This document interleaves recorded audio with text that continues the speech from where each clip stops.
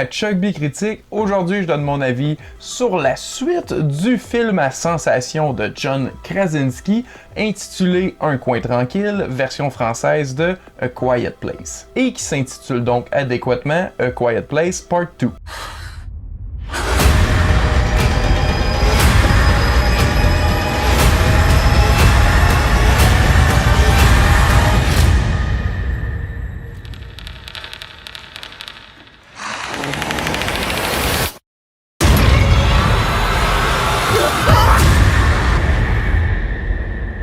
Ça suit directement le premier film où l'on suit la cellule familiale qui continue de tenter de survivre dans ce monde hostile. Et je vous en dis pas plus parce que le film réserve de très belles surprises que je veux que vous découvriez par vous-même. Puis de toute façon, si vous avez déjà vu le premier film, j'ai pas tant besoin de vous convaincre pour aller voir le deuxième. Parce qu'à mon avis, il y a pas grand personne qui ont pas apprécié le premier. Et je pense que j'ai adoré aussi au même niveau le deuxième. Je pense pas que je l'ai trouvé supérieur, mais définitivement pas inférieur. On a un des scénaristes du premier film avec John Krasinski justement qui l'avait écrit en plus de le réaliser et de jouer dedans. Et on sent qu'il y a eu autant d'efforts et d'attention dans le développement de l'histoire et la réalisation que dans le premier film. Comme je le disais, on continue directement l'histoire et ça perd pas une minute pour reprendre le rythme stressant, complètement haletant du premier film.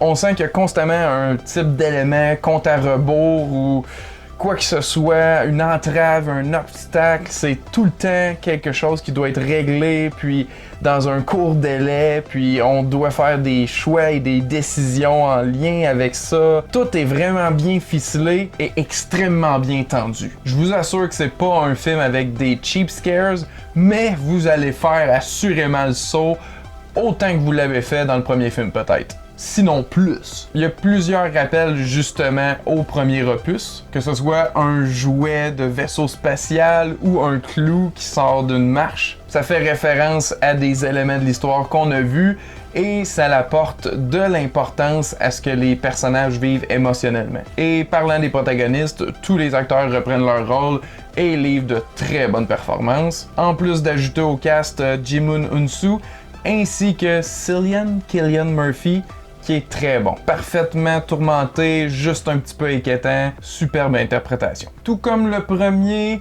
je dirais que la fin reste un petit peu ouverte, mais d'une façon un peu différente, si on peut dire. Personnellement, j'espère qu'il va y avoir une troisième partie à cette franchise-là, parce que pour ma part, je considère ça du grand cinéma, mais qui appartient au genre de l'horreur et qui donc est jugé d'avance et mis dans une case. Mais c'est réellement une réalisation impeccable qui nous livre un résultat absolument immanquable. Le premier avait été toute une surprise, donc mes attentes étaient très élevées pour sa suite, et j'ai pas l'impression d'avoir été déçu. Ne serait-ce que pour les 15 premières minutes du film qui sont enlevantes, on voit le jour de l'invasion et c'est vraiment très bien fait. Une fois de plus, l'utilisation du son ou du manque de son ajoute toute une tension à l'ensemble du film et c'est ce qui fait que ça se démarque. Une chose aussi qui s'est démarquée, les pieds, je trouve que John Krasinski commence à être dans le territoire de Tarantino, mettons. Mais blague à part, c'est réellement un film de qualité exceptionnelle.